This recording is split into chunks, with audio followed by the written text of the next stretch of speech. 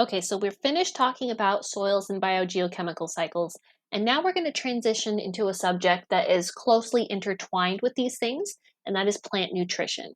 And this is a good topic to leave off on as we finish the chapter, because in our next chapter, we're going to be headed into agriculture. By now, you should realize that plants require certain elements in order to survive, and we've talked about some of the biggest ones as we've moved through biogeochemical cycles. The big ones are called macronutrients.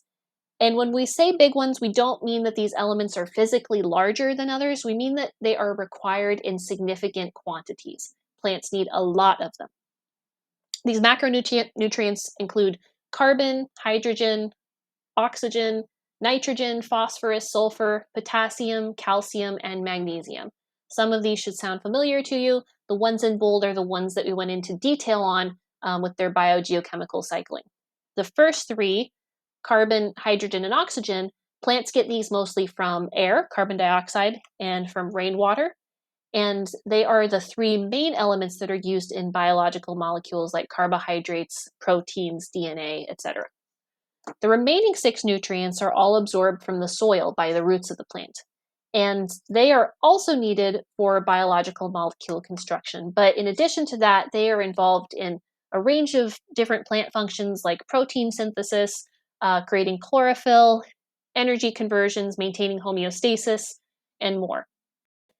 And the way that these latter six nutrients are absorbed is in the form of ions that are dissolved in the liquid phase of the soil. The water that is found in the soil dissolves these charged particles, some of which we've talked about. So, nitrogen is packaged up in the form of nitrate, phosphorus is packaged up in the form of phosphate, sulfur as sulfate, potassium is K plus, calcium is Ca2 plus, magnesium also has a plus 2 charge. So they're all ions, they all dissolve well in water, and many will move into the plant's roots through diffusion, which is the natural tendency for particles to move down their concentration gradient from areas where they're more densely concentrated to areas where they are less densely concentrated.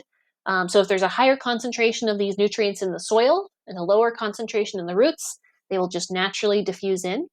For other nutrients, the plant roots have mechanisms for actively transporting them into the root so that they don't have to rely on diffusion to get the job done. But these macronutrients that you see on the screen here are not the only ones that plants need to survive.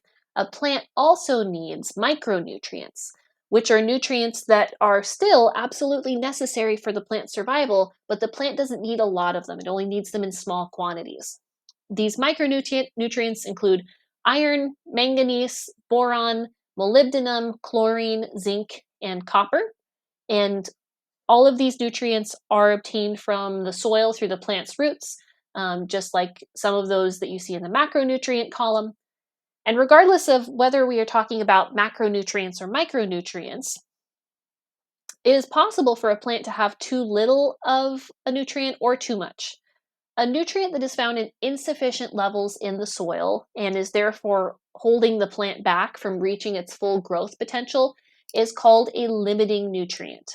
So, as we mentioned previously, in many soils, nitrogen is the limiting nutrient, and that's why it's such a prevalent basis for chemical fertilizers. Phosphorus is also a common limiting nutrient in tropical regions, and therefore another fertilizer ingredient.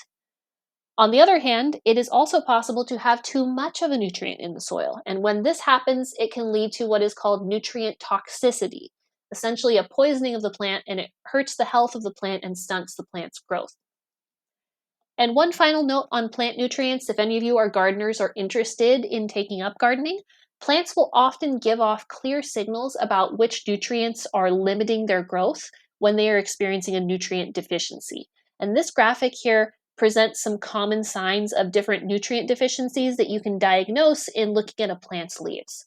So for example, if a plant's growth is stunted and the lower leaves are pale green or yellow, this can be indicative of a nitrogen deficiency.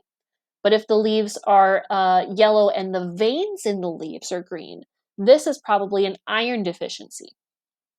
So once you've diagnosed the deficiency, then you can identify the specific type of fertilizer that you need to apply in order to correct that deficiency and bring the plant back to health.